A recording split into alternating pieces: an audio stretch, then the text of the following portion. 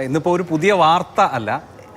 നമ്മൾ കഴിഞ്ഞ ദിവസം സാംസ്കാരിക നായകർ അവരുടെ തെരഞ്ഞെടുപ്പിന് മുമ്പുള്ള നിലപാട് പ്രഖ്യാപനം നടത്തുന്നത് ചർച്ച ചെയ്തല്ലോ.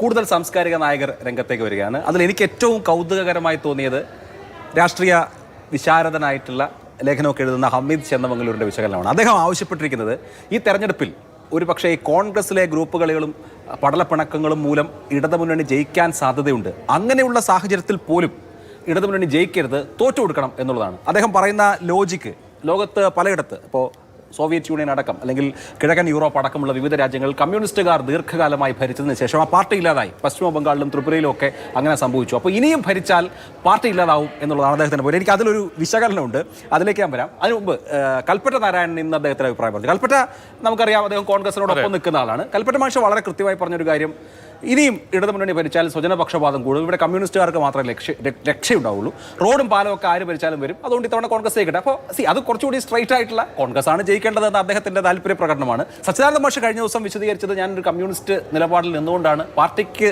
നന്മ വരാൻ വേണ്ടിയിട്ടാണ് ഈ പറയുന്നത് എന്നുള്ളതാണ്. നമ്മൾ എം എൻ കാരശ്ശേരിയെ മറ്റുള്ള ആളുകളൊക്കെ പറഞ്ഞത് കേട്ടു.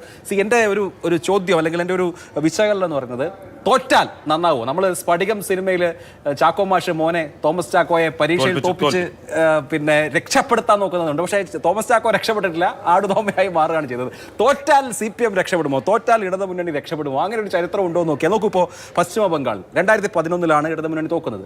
അതിന് ഡയറക്റ്റ് ആയിട്ടുള്ള കാരണങ്ങൾ ഉണ്ടായിരുന്നു, ഭരണവിരുദ്ധ വികാരം ഉണ്ടായിരുന്നു. സിംഗൂർ, നന്ദിഗ്രാം സംഭവങ്ങൾക്കൊക്കെ ശേഷം ബുദ്ധദേവ് ഭട്ടാചാര്യയുടെ ഭരണകൂടം 2011 മമതാ ബാനർജിയോട് തോക്കുമ്പോൾ ലെഫ്റ്റ് ഫ്രണ്ടിന് 41% വോട്ടുണ്ടായിരുന്നു.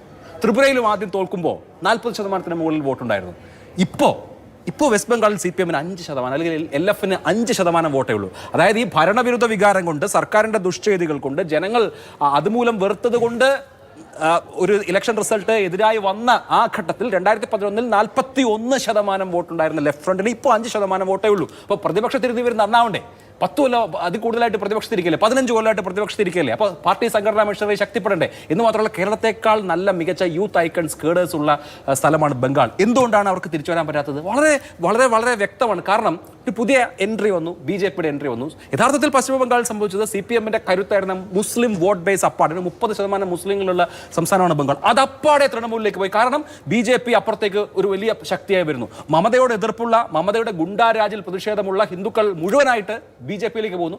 BJP വേഴ്സസ് തൃണമൂൽ കോൺഗ്രസ് എന്നൊരു ബൈനറി അവിടെ സംഭവിക്കുമ്പോൾ ബ്രിഗേഡ് ഗ്രൗണ്ടിൽ CPMന്റെ പ്രകടനത്തിന് പോകുന്ന ആളുകളിൽ തന്നെ മുസ്ലിങ്ങൾ തൃണമൂലിനും ഹിന്ദുക്കൾ BJPക്കും വോട്ട് ചെയ്ത നിലയിലേക്ക് ഒരു കടുത്ത കമ്മ്യൂണൽ പോളറൈസേഷൻ ബംഗാളിൽ സംഭവിച്ചു. ത്രിപുരയിൽ നമ്മൾ ഏതാണ്ട് അതേ സാഹചര്യങ്ങളാണ്. വലിയ തോതിൽ BJPയിലേക്ക് ആളൊഴുക്കം അവിടെ നിന്ന് കണ്ടു. അപ്പോൾ ഭരണം ഉള്ളതോ തുടർച്ചയായി ഭരിച്ചതോ അല്ലെങ്കിൽ തുടർച്ചയായി ഭരിക്കുമ്പോൾ ജനങ്ങൾക്കുണ്ടാകുന്ന വിപ്രതിപത്തിയോ എന്നുള്ളതിനപ്പുറത്തുള്ള കാരണങ്ങൾ നമ്മുടെ രാഷ്ട്രീയത്തിലുണ്ട്. ഇപ്പോൾ കേരളത്തിൽ BJP ഒരു പ്രധാനപ്പെട്ട ശക്തിയായി വളർന്നു വരുന്ന സമയമാണ്. കഴിഞ്ഞ തദ്ദേശ തെരഞ്ഞെടുപ്പ്, അതിന് മുമ്പുള്ള ലോക്സഭാ തെരഞ്ഞെടുപ്പൊക്കെ എടുത്താൽ 16നും 20നും ഇടയ്ക്ക് വോട്ട് ഷെയർ ഉള്ള ഒരു പാർട്ടിയായി വരുമ്പോൾ ഈ പുതിയ സാഹചര്യത്തിൽ ബംഗാളിലും ത്രിപുരയിലും ഒക്കെ സംഭവിച്ചതുപോലെ സംഭവിക്കാം. ഈ ചാക്കോ മാഷ് പേപ്പർ വെട്ടി തോപ്പിക്കുന്നത് മാതിരി ഇവിടെ ഇപ്പോൾ സച്ചിദാനന്ദ മാഷും ഹമീദ് ചേന്നമംഗലൂരും ഒക്കെ നിങ്ങളൊന്ന് തോറ്റു കൊടുത്തൂടെ എന്ന മട്ടിൽ തോറ്റാൽ തോക്കും, അല്ലെങ്കിൽ ഒരു പക്ഷേ തോക്കാം, ഭരണവിരുദ്ധ വികാരമുണ്ട്. പക്ഷേ അത് കഴിഞ്ഞ് 5 കൊല്ലം കഴിഞ്ഞ് വളരെ ശക്തമായി ഇവർ നന്നായി നല്ല കുട്ടികളായി വരും എന്ന് പ്രതീക്ഷിക്കേണ്ട. ബംഗാളിൽ സംഭവിച്ചതും ത്രിപുരയിൽ സംഭവിച്ചതും ഒക്കെ ഇവിടെയും സംഭവിക്കാം. അങ്ങനെയാണ് ഇടതുപക്ഷ രാഷ്ട്രീയ പാർട്ടികൾ ഈ അധികാര തുടർച്ച കൊണ്ട് ശക്തിപ്പെടുന്ന കാഴ്ച നമ്മൾ പലയിടത്തും കണ്ടിട്ടുണ്ട്. അപ്പോൾ അവരെ നന്നാവണ്ട, അധികാരത്തിൽ നിന്ന് മാറി നിന്ന് നിർത്തി അവരെ നന്നാക്കണം എന്നിവർക്ക് അഭിപ്രായമില്ല. മറ്റൊന്ന് ഹമീദ് ചേന്നമംഗലൂർ എന്നും മുസ്ലിം ലീഗിൻ്റെയും അതുപോലെ തന്നെ ജമാഅത്തെ ഇസ്ലാമിയും പോലുള്ള ഈ രാഷ്ട്രീയ പാർട്ടികളുടെയും ഗ്രൂപ്പുകളുടെയും വിമർശകനാണ്, എതിർപക്ഷത്താണ്. അങ്ങനെയുള്ള ഹമീദ് ചേന്നമംഗലൂരിന് ലീഗും ജമാഅത്തെ ഇസ്ലാമിയും ഒക്കെ വീണ്ടും അധികാരത്തിൽ വരുന്നതിനോട് ഒരു എതിർപ്പുമില്ല. അദ്ദേഹം വളരെ നിഷ്കളങ്കമായും ആത്മാർത്ഥമായും അദ്ദേഹം LDF തകരാതിരിക്കാൻ പറഞ്ഞു. അങ്ങനെ അവരുടെ മുന്നിൽ ഈ ബംഗാളിന്റെയും ത്രിപുരയുടെയും ഉദാഹരണം ഇല്ലേ? ആ ഉദാഹരണം വെച്ചുകൊണ്ട് എന്തിനാണ് അവരിത് പറയുന്നത്? അല്ല, അതെനിക്ക് തോന്നുന്നു അവിടെ ഞാൻ കഴിഞ്ഞ അനാലിസിസിലും പറഞ്ഞ നിഷ്കളങ്കത തന്നെയാണ് അവിടെ പ്രവർത്തിക്കുന്നതെന്നാണ് ഞാൻ വിചാരിക്കുന്നത്. അല്ലാതെ സച്ചി മാഷിനോ ഹമീദ് ചേന്നമംഗലൂരിനോ എം എൻ കാരശ്ശേരിക്ക് പോലുമോ ഇടതുപക്ഷം എന്ന മുന്നണി നിശേഷം ഇല്ലാതാവണം ഒരു ആഗ്രഹം ഉണ്ടെന്ന് ഞാൻ വിചാരിക്കുന്നില്ല. അവരുടെ ഉദ്ദേശശുദ്ധിയിൽ നമുക്ക് ആരും സംശയമില്ല. കാരശ്ശേരി പറഞ്ഞാൽ ഒരു കാര്യം കൊണ്ട് കാരശ്ശേരി ഒരു കാര്യം കൂടി ചേർത്തു. അതായത് ഇത്തവണ കോൺഗ്രസ് അധികാരത്തിൽ വന്നില്ലെങ്കിൽ കോൺഗ്രസ് തകർന്നു പോകും. കാരണം കോൺഗ്രസ്സുകാർ BJPയിലോട്ട് പോകാൻ സാധ്യതയുണ്ട്. അതുകൊണ്ടുകൂടിയാണ് LDF തോൽക്കുന്നത്. ഒരു കാര്യം എന്ന് പറഞ്ഞാൽ ഇതൊക്കെ പറയുന്നത് പുറത്തുള്ളവർ അല്ലെങ്കിൽ ഒരു കാൽപ്പനികമായ രാഷ്ട്രീയം എന്ന് പറയുക, അല്ലെങ്കിൽ ശരിയായ രാഷ്ട്രീയം തന്നെ, രാഷ്ട്രീയം മാത്രമാണ് പറയുന്നത്. പക്ഷേ ഈ ജനങ്ങളുടെ ജീവിതവുമായി ബന്ധപ്പെട്ട കാര്യങ്ങളും ഒരു സർക്കാർ അധികാരത്തിൽ വരുമ്പോൾ അതുകൂടി ചർച്ച ചെയ്യപ്പെടേണ്ട വിഷയമാണല്ലോ. ഇപ്പോൾ സച്ചിദാനന്ദ മാഷും കാരശ്ശേരി മാഷും അമിത് ചാന്ദമംഗലൂരൊക്കെ പറയുന്നത് പൊളിറ്റിക്സ് ആണ്.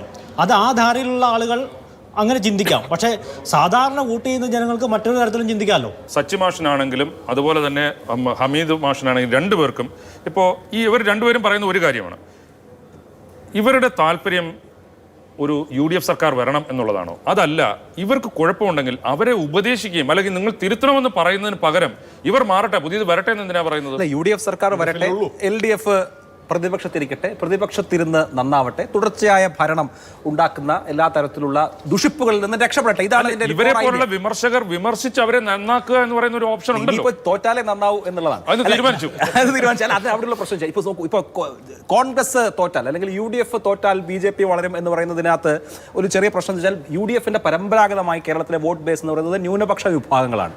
അതേസമയം LDFന്റെ വോട്ട് ബേസ് എന്ന് പറഞ്ഞാൽ പ്രഡോമിനന്റ്ലി ഹിന്ദുക്കളാണ്, അതിൽ തന്നെ OBC ഹിന്ദുക്കൾ. ഈ കോൺഗ്രസ് ഭരിക്കുമ്പോഴും കോൺഗ്രസിന്റെ മുന്നണി ഭരിക്കുമ്പോഴും വിമർശിക്കാൻ ഇവർ കാണിക്കുന്ന ധൈര്യം BJPയും CPM-ഉം ഭരിക്കുമ്പോൾ കാണിക്കുന്നുണ്ടോ? ഇവർക്ക് ധൈര്യം കുറവുണ്ട്. അപ്പൊ ഒരുപക്ഷെ ഇവർക്ക് വിമർശിക്കാനുള്ള സ്പേസിന് വേണ്ടിയിട്ടാണ് ഇത് പറയുന്നതാണ് ഉണ്ണി പറയുന്നത്. ഞാൻ അങ്ങനെയാണ് വിചാരിക്കുന്നത്. കാരണം എന്താ, ഇവർക്ക് ഭരണകൂട ഭീകരതക്കെതിരെ BJPയുടെ ഭരണകൂട ഭീകരതക്കെതിരെ ഇപ്പോഴും സംസാരിക്കാമല്ലോ. CPM അങ്ങനെ ചെയ്യുന്നുണ്ടെങ്കിൽ അതിനെതിരെ ഇപ്പോഴും സംസാരിക്കാമല്ലോ.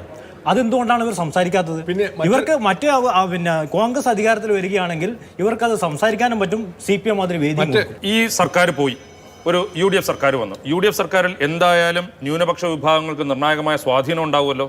അങ്ങനെ വരുമ്പോൾ അവിടെ BJP വളരാനല്ലേ കൂടുതൽ ഇടയാകുള്ളൂ. അപ്പോൾ അത് CPM-നെ ഇടതുപക്ഷത്തെയും കൂടുതൽ ദുർബലപ്പെടുത്തുകയുള്ളൂ. അതെന്താ ഇവർ കാണാത്തത്? അല്ല, അതൊരു പ്രധാനപ്പെട്ട കാര്യമാണ്. അങ്ങനെ സംഭവിക്കാനുള്ള എല്ലാ സാധ്യതയുണ്ട്. ബംഗാൾ മോഡലിൽ CPM തകരാനുള്ള എല്ലാ സാധ്യതയും നിലനിൽക്കുന്നുണ്ട്. കാരണം ഹിന്ദു മുസ്ലിം ബൈനറിയിലേക്ക് പോയപ്പോഴാണ് ബംഗാളിൽ സംഭവിച്ചത്. അത് നമുക്ക് തൃണമൂൽ BJP ബൈനറി എന്ന് പറയാം. നമ്മൾ കഴിഞ്ഞ ബംഗാൾ തെരഞ്ഞെടുപ്പിൽ അവിടെ ദീക്ഷിത ധർണോടൊക്കെ കെ മധു ചോദ്യം ചോദിക്കുമ്പോൾ അവർക്ക് പറയാനുള്ള ഉത്തരവ് ഇതാണ്: ഈ ബൈനറി ഞങ്ങൾക്ക് ബ്രേക്ക് ചെയ്യാൻ കഴിയണമെന്നില്ല, കഴിയാൻ ഉള്ള സാധ്യത വളരെ പരിമിതമാണെന്നുള്ളതാണ്. അപ്പോൾ ആ ബൈനറിയിലേക്ക് കേരള രാഷ്ട്രീയവും വരാം, ഈ പറഞ്ഞ ഹിന്ദു മുസ്ലിം ബൈനറിയിലേക്ക് വരാം, അല്ലെങ്കിൽ ന്യൂനപക്ഷ ഭൂരിപക്ഷ ബൈനറിയിലേക്ക് വരാം. അത് LDFനെ സംബന്ധിച്ച് അല്ലെങ്കിൽ ലെഫ്റ്റിനെ സംബന്ധിച്ച് ഒരു 10% 5% ഉള്ള ബ്ലോക്കായിട്ട് കുറയുന്നതിലേക്ക് ഭാവിയിൽ നയിച്ചാൽ അത്ഭുതപ്പെടാനൊന്നുമില്ല. LDF ഭരണപക്ഷത്ത് തന്നെ തുടരണമെന്ന് നമുക്കാർക്കെങ്കിലും അഭിപ്രായങ്ങളൊന്നും അല്ല. അതല്ല, ഈ ചേർന്ന് നിന്നുകൊണ്ട് ഇടതുപക്ഷത്ത് ചേർന്ന് നിന്നുകൊണ്ട് ഇത്തരം വിമർശനങ്ങൾ ഉന്നയിക്കുമ്പോൾ ആ വിമർശനത്തിൽ മറ്റു ചില ഇമ്പാക്ട്സ് ഉണ്ടാകുന്നുണ്ട്, അല്ലെങ്കിൽ ഭാവിയിൽ ചില പ്രത്യാഘാതങ്ങൾ ഉണ്ടാകാൻ സാധ്യതയുണ്ട്. അതിവർ കാണുന്നുണ്ടോ ഇല്ല എന്നുള്ളത് മാത്രമാണ്. വോട്ട് ഇപ്പോഴും LDFന് ഉണ്ട് എന്നാണ് നമ്മളെല്ലാം കരുതുന്നത്. സ്വാഭാവികമായിട്ട് അത് പൊളിറ്റിക്കൽ വോട്ടാണ് അവരുടേത്. ആ വോട്ട് ഇപ്പോൾ ഏതാണ്ട് അവിടെ തന്നെ നിലനിൽക്കുന്നുണ്ട്. അപ്പോൾ സ്വാഭാവികമായിട്ട് രണ്ട് മുന്നണികളും ഏതാണ്ട് തുല്യ നിലയിലുള്ള ഒരു മത്സരമായിട്ടാണ് ഞാനിതിനെ കാണുന്നത്. മാൻഡേറ്റ് ജനഹിതം ആർക്കാണ് അനുകൂലം അവർ ഭരിക്കട്ടെ എന്നല്ലേ ഇതിനകത്ത് നമുക്ക് പറയാം. അല്ലെ, ഇവർ ഇടതുപക്ഷത്ത് ആണ് എന്ന് ചിലരെങ്കിലും ഇടതുപക്ഷത്താണെന്ന് പറയുകയും BJPക്ക് എതിരാണ് അല്ലെങ്കിൽ വർഗീയ ശക്തികൾക്ക് എതിരാണെന്ന് പറയുകയും ചെയ്യുന്നവർ ഫലത്തിൽ ഇപ്പോഴെടുത്തിരിക്കുന്ന നിലപാട് ഒരു പക്ഷേ ഭാവിയിൽ വർഗീയ ശക്തികൾക്ക് കേരളത്തിൽ കൂടുതൽ ശക്തി പകരുന്നതിന് മാത്രമേ അത് കൊടുക്കുമെന്നാണ് എനിക്ക് തോന്നുന്നത്. പക്ഷേ ഭരണത്തിൽ നിന്ന് മാറി നിൽക്കുന്നതാണ് ബെറ്റർ എന്ന് പറയുന്നതിനേക്കാളും എന്താണ് നമുക്ക് ഇംപ്രൂവ് ചെയ്യാൻ കഴിയുക എന്ന സൊല്യൂഷൻസ് ആയിരിക്കാം ഒരു പക്ഷേ ഉപദേശിക്കുന്നത് നല്ലത്. ഓക്കെ, ഉണ്ണി ഇതല്ലേ ഇതിൽ പറഞ്ഞു കഴിഞ്ഞില്ലേ? അതെ, ഇതിലിപ്പോൾ എനിക്ക് നേരത്തെ തോന്നിയത് മാത്രമേ ഇപ്പോൾ തോന്നുന്നുള്ളൂ. കാരണം എന്നാൽ ഈ സാഹിത്യ സാംസ്കാരിക നായകന്മാർ കാണുന്നൊരു കാഴ്ചപ്പാടുണ്ട് ഈ വിഷയത്തോട്.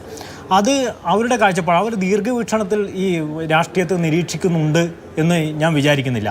മാത്രമല്ല സാധാരണ ജനങ്ങളുടെ പ്രശ്നങ്ങളും അവർ ശരിയായ തലത്തിൽ മനസ്സിലാക്കുന്നുണ്ട് എന്ന് ഞാൻ വിചാരിക്കുന്നില്ല. അതുകൊണ്ട് തന്നെ അവരുടെ അഭിപ്രായം പറയുന്നു. അവരുടെ അഭിപ്രായത്തിന് ആ നിലയിൽ മാത്രമേ വോട്ടർമാരും മറ്റു സമൂഹവും ഇപ്പോഴത്തെ സാഹചര്യത്തിൽ, വർത്തമാനകാല സാഹചര്യത്തിൽ കാണൂ എന്നാണ് ഞാൻ വിചാരിക്കുന്നത്.